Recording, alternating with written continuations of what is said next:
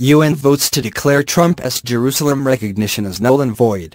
More than 100 countries have voted to defy Donald Trump over his decision to recognize Jerusalem as the capital of Israel.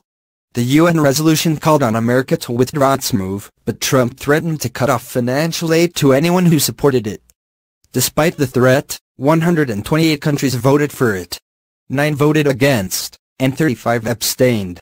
Trump's threat appeared to have some impact, with more countries abstaining and rejecting the resolution than usually associated with Palestinian-related resolutions.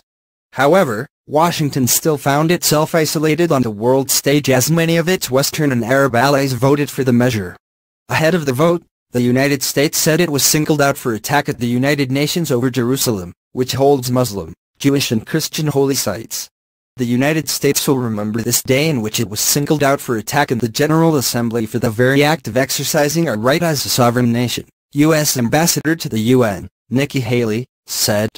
We will remember it when we are called upon to once again make the world's largest contribution to the United Nations, and so many countries come calling on us, as they so often do, to pay even more and to use our influence for their benefit. She said. Earlier this month, Trump reversed decades of U.S. policy by announcing the United States recognized Jerusalem as the capital of Israel and would move its embassy there. The status of Jerusalem is one of the thorniest obstacles to a peace deal between Israel and the Palestinians, who were furious over Trump's move. The international community does not recognize Israeli sovereignty over the full city.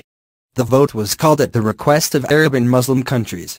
The United States, backing its ally Israel, vetoed the resolution on Monday in the 15-member UN Security Council.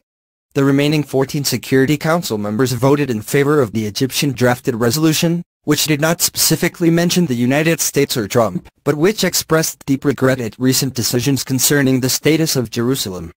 Israeli Prime Minister Benjamin Netanyahu described the United Nations as a house of lies ahead of the vote. The State of Israel totally rejects this vote, even before the resolution's approval, Netanyahu said in a speech in the port city of Ashdod.